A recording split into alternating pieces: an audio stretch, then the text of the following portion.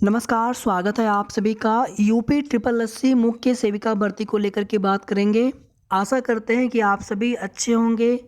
5 जनवरी को high court में सुनवाई की डेट लग चुकी है और इसके पहले 20 दिसंबर को हुई सुनवाई में कंप्लेंस एफिडेविट रेस्पोंडेंट की तरफ से लगा दिया गया था। उसके बाद पिटिशनर के अधिवक्ता की तरफ से समय मांगा गया था कि हम भी अपना जवाब लगाना चाहते हैं, तो 2 वीक्स का टाइम उनको दिया गया है और उसके बाद 5 जनवरी की डेट लगा दी गई है। 5 जनवरी की डेट ये फाइनल डेट नहीं है, लेकिन अगर सुनवाई हो जाती है लगभग आधे घंटे से लेकर के 1 घंटे का अगर समय अगर आर्गूमेंट में हो जाता है हियरिंग के दौरान, यानी आर्गूमेंटल हियरिंग लगभग 1 आवर हो जाती है और होना भी चाहिए, तो उस स्थिति में मैटर 5 जनवरी को भी डिसाइड हो सकता है। और जो स्टे लगा हुआ है भर्ती में रिजल्ट डिक्लेयर आप नहीं कर सकते हैं आयोग, तो या तो स्टे हट जाए। आपकी भर्ती में नोटिफिकेशन 2693 सीटों पर है और इसमें 126 सीटों को लेकर के आप लोग परेशान बिल्कुल मत होइए। सुनवाई होने दीजिए। जब चीज़ें कोर्ट में होती है, शासन की क्या मंशा है, लेकिन कोर्ट का क्या डिसीजन होता है किसी को नहीं पता है। आप सभी जानते हैं कि चाहे पीईटी के आधार पर शॉर्ट लिस्टिंग किया गया हो मेंस एग्जाम के लिए, आपकी भर्ती में अभ्यर्थी कम थे। अगर यही अभ्यर्थी ज़्यादा होते तो फिर सीटें कम होने से कहीं ना कहीं शॉर्ट लिस्टिंग की प्रोसेस भी प्रभावित होता, या फिर जितना भी रिजल्ट पे काम हो चुका है 2693 सीटों के सापेक्ष हुआ होगा। तो इस तरह से नहीं होता है कि सीटें चाहे जब घटाई बढ़ाई नहीं जा सकती। हाँ, जो प्रोसेस होती है उसकी शुरुआत में या फिर बाद में कुछ सीटें घटाई या बढ़ाई जा सकती हैं, लेकिन फिर वहाँ पर भर्ती में समय लग जाता है। लेखपाल भर्ती में जो एडिशनल लिस्ट आई थी, चाहे बाद में कोर्ट के ऑर्डर के बाद जो लिस्ट आई थी, वो उतनी ही सीटों की सापेक्ष आई हुई है।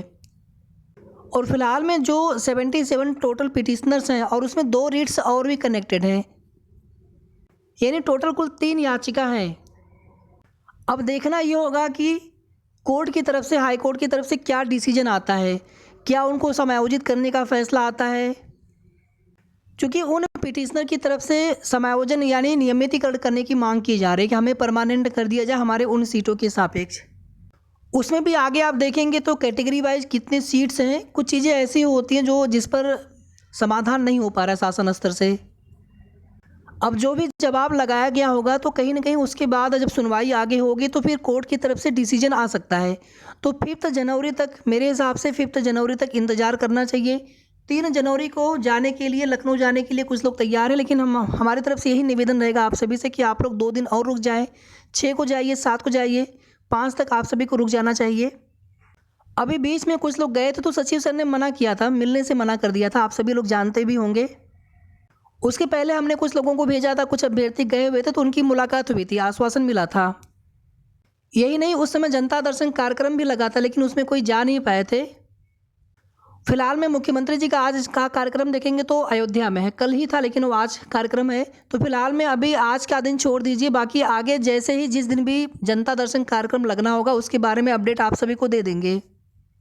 लेकिन फिलहाल में 5 जनवरी तक आयोग जाने से कोई फ़ायदा नहीं है। बाकी मैं मना किसी को नहीं कर रहा हूँ, जिनको जाना हो बिल्कुल आप जा सकते हैं।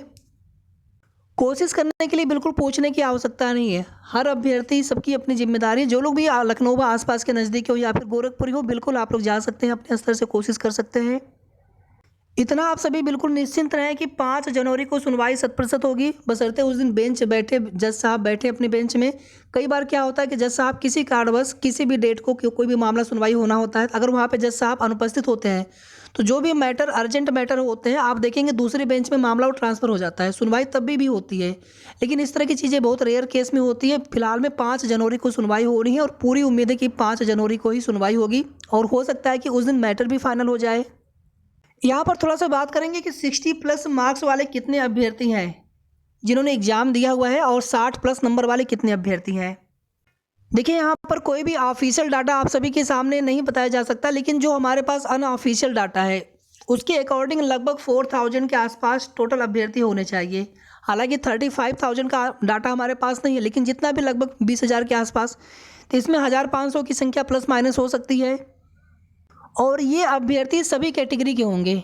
और आप सभी ध्यान दीजिएगा, ये जो भी संख्या लगभग हो सकती है 60+ मार्क्स पर अभ्यर्थियों की, 3,000 से लेकर के 4,000 तक, मतलब 4,000 अधिकतम होना चाहिए। 4,000 में थोड़ा बहुत प्लस माइनस हो सकता है। इसमें वे अभ्यर्थी भी शामिल होंगे जो भर्ती में एलिजिबल नहीं है या फिर डीबी स्किप करेंगे, आगे की प्रोसेस स्किप करेंगे वे लोग। संशोधित आंसर की आने के बाद जब फुल मार्क्स मिलेंगे तो इनमें से ज़्यादातर अभ्यर्थियों को फ़ायदा मिलता है, हालांकि सबको नहीं मिलता है। जिनके वो प्रश्न क्वेश्चन पहले से सही होंगे उनको फ़ायदा नहीं मिलता, ऑलरेडी वो लोग वे अभ्यर्थी अपने नंबर ऐड कर चुके होते हैं। लेकिन जिन्होंने प्रश्न अटेम्प्ट नहीं किया होता है या फिर क्वेश्चन गलत होते हैं, तो प्रश्न अटेम्प्ट न करने की स्थिति में 1 नंबर का और क्वेश्चन गलत होने की स्थिति में 1.25 नंबर का पर फुल मार्क्स के हिसाब से आपको बेनिफिट मिलता है।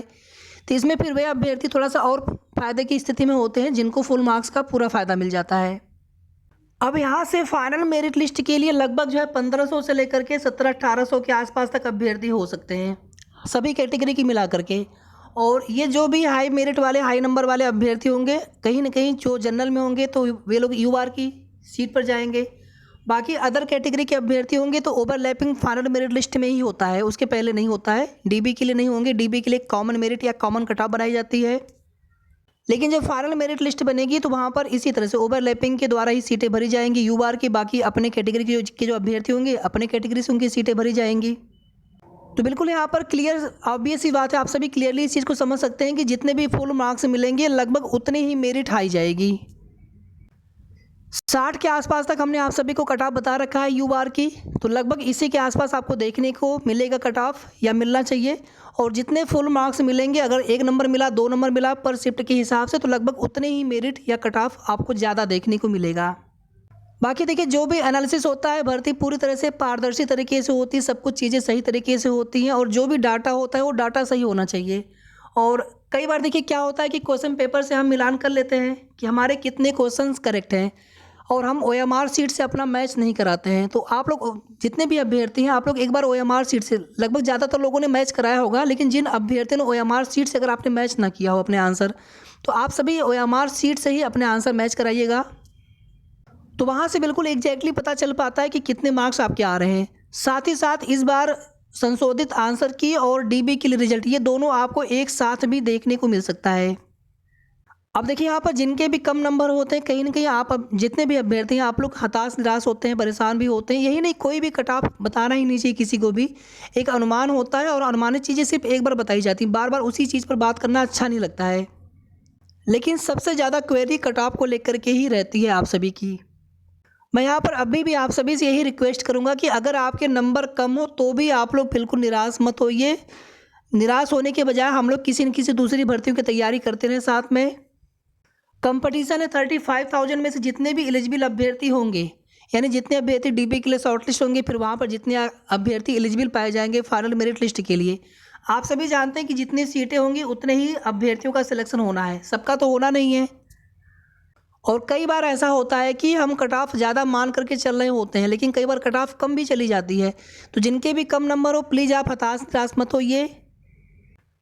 मैं अभी भी कह रहा हूँ कि यूआर की कट ऑफ, जनरल की कट ऑफ 60 से ऊपर नहीं जाना चाहिए। और जिनके भी कम नंबर हो, नॉर्मलाइजेशन भी होता है, नॉर्मलाइजेशन भी होना है आपकी भर्ती में, साथ ही साथ रिवाइज आंसर की आएगी, कुछ नंबर आपके वहाँ से बढ़ेंगे। सबको बेनिफिट नहीं मिलता है फुल मार्क्स का, तो हो सकता है कि आपका लक साथ दे दे, आपके नंबर बढ़ जाएँ। तो अगर आपके नंबर कम भी हो तो भी आपको उम्मीद रखना है।